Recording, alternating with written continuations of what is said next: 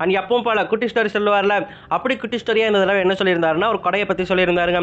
அது தெளிவாக அவருடைய வாய்ஸில் அந்த பிரிண்ட் வந்ததுக்கப்புறம் நம்ம பேசிக்கலாம். இருந்தாலும் சுருக்கமாக சொல்கிறேன் என்ன சொல்லியிருந்தாருன்னு கேட்டிங்கன்னா, ஒரு கொடையை ஒரு ஆட்டோக்காரர் வச்சுருந்தாரு.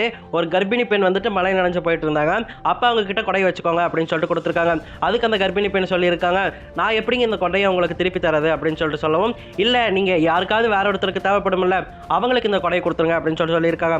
அந்த கர்ப்பிணி பெண்ணும் ஹாஸ்பிட்டலுக்கு அந்த கொடையை கொண்டுட்டு போகிறாங்க. அப்போ வெளியே ஒருத்தர் வந்துட்டு குளிரில் நடுங்கிட்டு இருக்காரு, மழையில் நனைஞ்சிட்டு இருக்காரு. அவர்கிட்ட அந்த கொடையை கொடுக்குறாங்க. அதுக்கப்புறம் அந்த மழையில் நனைஞ்சிட்டு இருந்தவர் வந்துட்டு பஸ் ஸ்டாண்டுக்கு போகிறாரு.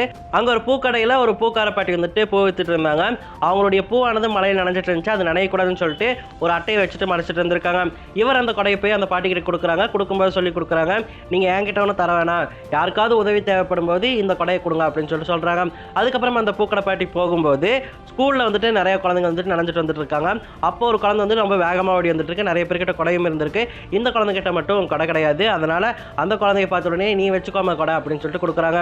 அந்த குழந்தை அந்த கொடையை எடுத்துகிட்டு போகுது. அப்போ அவங்க அப்பா வீட்டு வாசல் வந்து நின்றுட்டு, ஐயோ இவ்வளோ மழை வருது, கொடை கூட கொண்டு போகலையா பாப்பா அப்படின்னு சொல்லிட்டு யோசிச்சுட்டு இருக்காங்க. அப்போ திடீர்னு அவங்க குழந்தை கொடையோட வீட்டுக்கு வருது. அவர் யாருன்னு கேட்டால் அந்த முதல்ல கொடை கொடுத்தாருல அந்த ஆட்டோக்காரர் தான் அப்படின்னு சொல்லிட்டு அந்த குட்டி கதையை சொல்லியிருப்பாரு.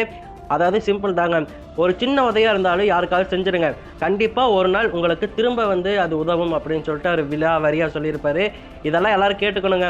இதை கேட்கும்போது இப்படிப்பட்ட மனுஷனை எப்படியா துரோகம் பண்ண உங்களுக்கெல்லாம் மனசு வருது அப்படின்னு சொல்லிட்டு கேட்கதாங்க தோணுது.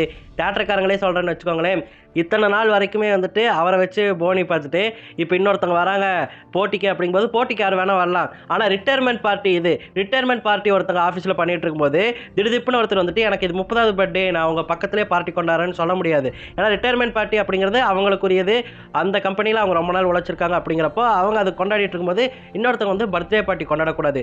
இது வேற ஒரு நாளாக இருந்து போட்டிக்கு வந்திருந்தீங்கன்னா சரிங்களா. ஆனால் இது வந்து கடைசி படம் அப்படிங்கும்போது எல்லாருமே பெரிய ஸ்க்ரீனில் பார்க்கணும் படத்தை அப்படின்னு சொல்லிட்டு தான் எதிர்பார்ப்போம். அப்போ வந்துட்டு இல்லை பெரிய ஸ்க்ரீன்லாம் தர முடியாது, ரசிகர்கள் எல்லாம் எங்களுக்கு மண்ணு, நாங்கள் எங்களுடைய பராசக்தி தான் ஓட்டுவோம் அப்படின்னு சொன்னால் இது போட்டி கிடையாது, இது பேர் வன்மம்.